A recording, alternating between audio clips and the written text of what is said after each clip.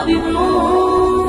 I overdosed when I was a kid. Now I can't get you out of my brain.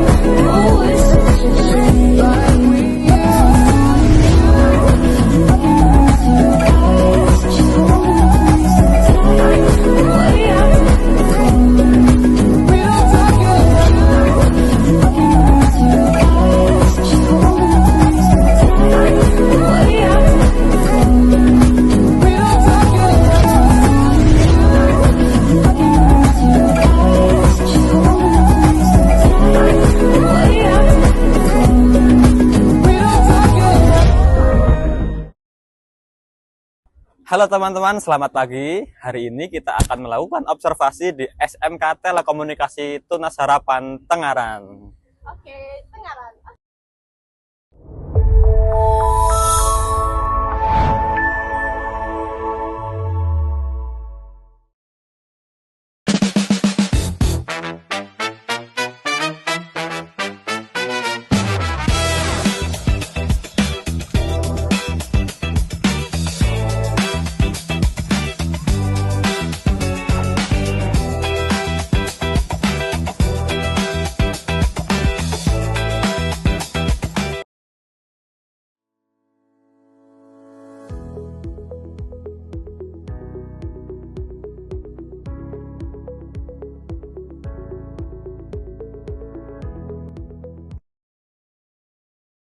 SMK Telekomunikasi Tunas Harapan, Bapak sendiri dari sekolahnya itu dari tahun berapa?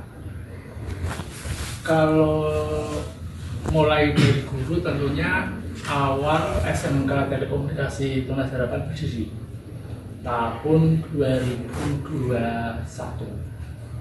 Kemudian menjadi kepala sekolah mulai tahun 2015 sampai sekarang. Berarti semenjak berdirinya sekolah ini Bapak sudah menjadi guru di Sudah menjadi guru di sini. tahun berapa tadi Pak? 2021. 2021 itu berdiri sekolah ini. Oh, sorry, 2001. Oh, 2001. 2001. Berarti 2001 ini mulai berdiri sekolah SMK Telekomunikasi. Kemudian Bapak sudah menjadi guru semenjak tahun itu. Iya. Kemudian Bapak mendapat kepala sekolah sejak 2015. 2015. Baik Bu, selamat siang Bu. Ya. Perkenalkan kami dari UIN Salatiga, kami dari Prodi Pendidikan Agama Islam. Kami ada tugas untuk observasi di sebuah sekolah. Nah, kami menentukan sekolah di SMK Telekomunikasi Tunas Harapan. Sebelumnya perkenalkan, nama saya Syahril Mubarok. Perwakilan dari teman-teman. Untuk Ibu sendiri namanya Ibu siapa? Ya, nama saya Rini Windarti. Saya kebetulan diberi kepercayaan oleh sekolah sebagai waka kurikulum. Terima kasih kalian sudah memilih sekolah ini sebagai objek penelitian gitu. Jadi nanti ya kita sama-sama belajar untuk ini. Ya, Bu. Ya. Terkait kurikulum yang ada di SMK Telekomunikasi, kan dari Dinas Pendidikan itu menerapkan kurikulum merdeka. Nah, itu penerapan kurikulum merdeka di SMK Telekomunikasi di sini itu bagaimana Bu? Ya. Yang pertama kita memang menerapkan kurikulum merdeka ya sesuai dari Kementerian Pendidikan. Kurikulum merdeka ini kita terapkan kalau tidak salah sudah 4 tahun yang lalu. Ya, 4 tahun yang lalu. Jadi kita menerapkan struktur kurikulumnya, kemudian pengajarannya sampai ke muatan-muatan yang ada di kurikulum merdeka itu ya kita terapkan. Terus kalau sebelum kurikulum merdeka kan kita menggunakan kurikulum 13 ya. Ya sebenarnya sih hampir sama gitu ya, cuman mungkin beberapa mapel itu ada perubahan nama yang hanya berubah nama, tapi kontennya sih kalau menurut saya tidak berbeda jauh. Kemudian di kurikulum merdeka itu kalau dulu itu kan ini ya ada silabus, kemudian KIKD dan sebagainya gitu ya. Kalau sekarang itu namanya kan CP, kemudian ATP sama modul ajar gitu kan. Kalau di ini penerapan di kurikulum merdeka itu aja sih yang ini. Oke ya, Bismillahirrahmanirrahim. Assalamualaikum warahmatullahi wabarakatuh. Nama saya lengkapnya Purnomo Sidi Aryo Bimo. Biasa dipanggil di sekolah ini dengan panggilan Pak Bimo. Nah, saya kebetulan sudah 3 tahun ini dipercaya kepala sekolah menjadi waka kesiswaan di bagian kesiswaan. Kemudian mungkin nanti monggo silakan Mbak siapa namanya?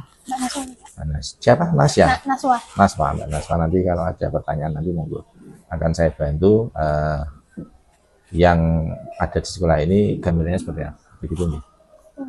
Selain itu mungkin kami akan bertanya tentang bagaimana pelaksanaan manajemen pada peserta didik dari masuk sekolah sampai menjadi alumni Bapak. Oke. Jadi yang pertama tentu saja kami membuka yang namanya SPMB, Mbak. Jadi sistem penerimaan murid baru, kalau yang dulu namanya PPDB ya. Jadi kalau sekarang mulai 2 tahun ini dari pemerintah memang sudah diganti namanya menjadi SPMB. Nah, dari SPMB ini kalau kita di sekolah swasta sudah mulai buka itu dari mulai bulan Desember kemarin sampai nanti di bulan Juni ketika kuota itu sudah terpenuhi. Bahkan sebelum bulan Juni, misalnya di bulan Mei itu kuota sudah terpenuhi, maka ya sudah kita tutup. Jadi di tiap tahun itu kurang lebih kita menerima 12 rombel. Ya, per A atau per rombelnya itu ada 30 siswa, jadi kalau 12 rombel artinya 30 dikali 12 kurang lebih 360 ya. Nah, ya meskipun tiap tahunnya itu kadang fluktuatif. Bahkan yang tahun kemarin itu kita bisa mencapai kurang lebih sekitar 400 lebih siswa. Ya, begitu ya. Nama saya Naila Ijlul Najwa. Lalu dari kelas B, jurusan PPLG, pengembangan perangkat lunak dan JIN. Tadi yang kakak bilang tadi, kakak kan bukan akam di sini ya? Iya, Nah, bagaimana tuh kok bisa milih di SMK Telekomunikasi? karena saya searching juga dari internet, terus dari rekomendasi dari ibu dan bapak, sama teman-teman yang lain juga. Selain itu mungkin, Oh, enggak sih, kebanyakan lihat dari browser internet. terus kamu mulai tertarik dengan SMK Telkom ya? Iya, Apa yang paling membuat kamu tertarik dari segi jurusan? Apa mungkin ada yang lebih yang lain lagi? mungkin dari segi jurusan, karena saya kan emang tertariknya ke IT, jadi saya milihnya PPLG. Terus pembelajaran jurusan di sini juga bagus-bagus, kualitasnya juga udah tercukupi. Nah, menurut kamu nih pembelajaran di kelas itu bagaimana? Kan kamu IT nih, otomatis kan komputer ya, kebanyakan yang pegang komputer terus. Nah, pembelajaran itu bagaimana menurut kamu? Seru sih kak, banyak prakteknya, jadi kayak banyak praktek, terus nggak cuma jelasin doang, jadi ada prakteknya, ada project-projectnya, terus nanti saat ada bikin project nanti kita gelar pameran, terus dilihat sama di kelas dan Oh, jadi ada pameran juga? iya. Kalau boleh tahu biasanya pamerannya itu mungkin tugas UTS atau tugas UAS atau tugas biasa nih? Biasanya kalau projectnya itu kalau mau kenaikan kelas kayak gini kak, biasanya Berarti UAS dipamerin ya.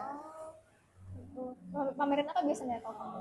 Project misal dari kejuruan, misal TKJ buat CCTV, TKV buat komik, atau dari PP jurusan saya PLG itu membuat web atau game. Oke. Terus kegiatan ekstrakurikulernya, kamu ikut ekstrakurikuler nggak? Ikut kebetulan. Nah, boleh tahu nggak ekstrakurikulernya apa? Ekstranya apa? Saya ikut PMR. PMR. Iya. Selain PMR apa aja sih yang ada di sini?